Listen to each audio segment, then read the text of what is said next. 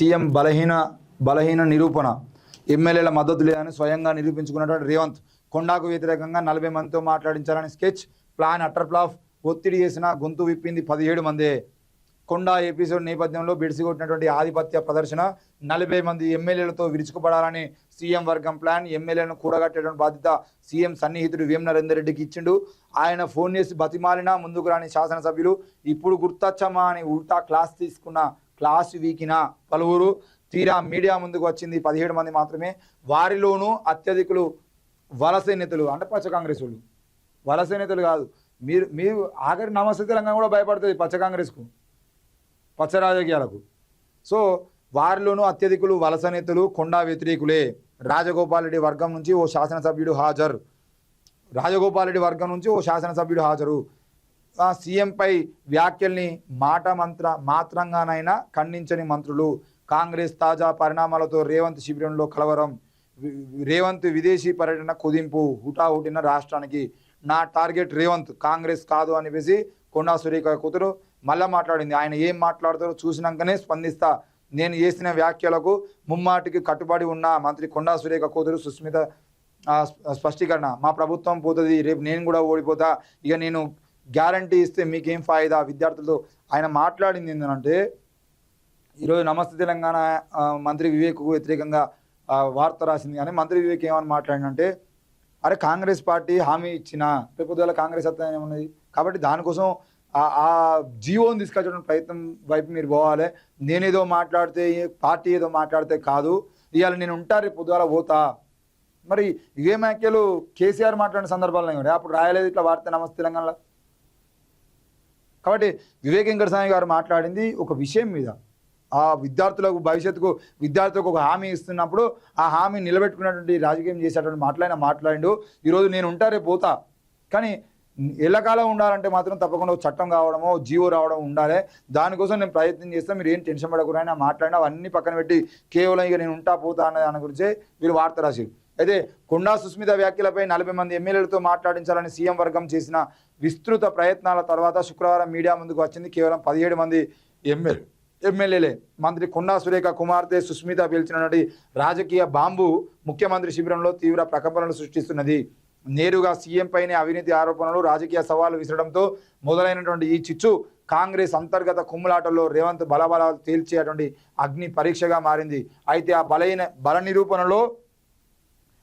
బల నిరూపణలో ముఖ్యమంత్రి utter flop అయ్యారు. కొండా సుస్మిత చేసినటువంటి ఆరోపణలు ఎమ్మెల్యేలతో ఎదుర్కోవాలని రేవంత్ శిబిరం చేసినటువంటి ప్రయత్నం విఫలమైంది. 40 మంది ఎమ్మెల్యేలతో మాట్లాడించాలని తన్లాడిన 17 మంది మాత్రమే మీడియా ముందుకు వచ్చారు.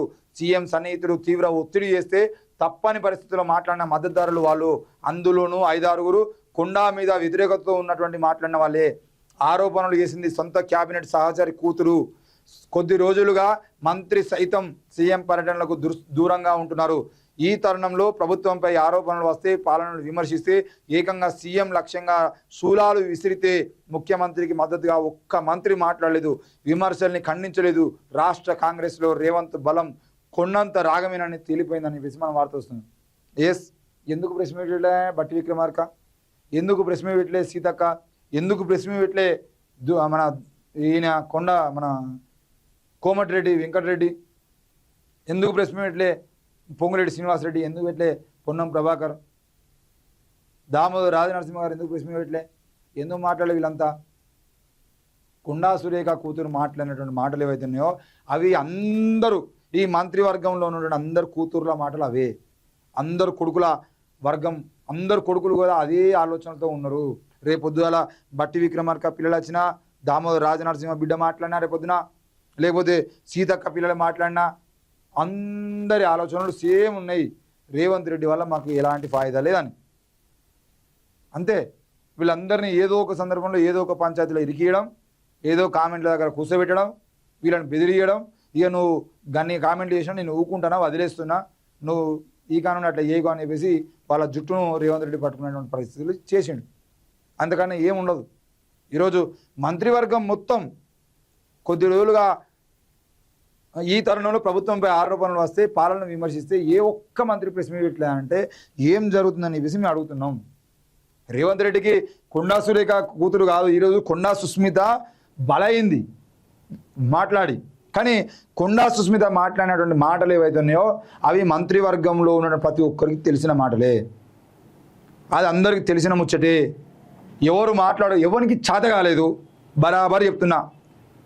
ఈ మంత్రులకు చేత కాలేదు, ఈ ఎమ్మెల్యేలకు చేత కాలేదు, ఒక మంత్రి బిడ్డ మాట్లాడింది. రేపు పొద్దుగాల కొండా సురేఖ కూతురు కొండా సుస్మిత పటేల్ రాజకీయాలకు వచ్చి పరకాల నియోజకవర్గంలో పోటీ చేస్తే మేమే ఆమెకు సపోర్ట్ చేయం.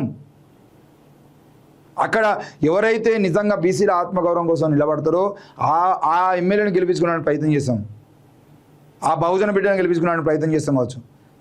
అవసరమైతే అక్కడ రెడ్డి ఉన్నా విలమ ఉన్నా ప్రజల కోసం నిలబడేటువంటి వ్యక్తి ఉండే ఆయనకు సపోర్ట్ చేస్తాం కావచ్చు. ఎవరు లేకపోతే ఈమెకే సపోర్ట్ చేస్తాం కావచ్చు. ఆమెను రాజకీయంగా గెలిపించడం కోసం కాదు ఈ ముచ్చట్లన్నీ. ఆమె మాట్లాడితే మీకు నొప్పేంది? ఇంతకుముందు చాలామంది మాట్లాడారు కదా ముచ్చట్లు.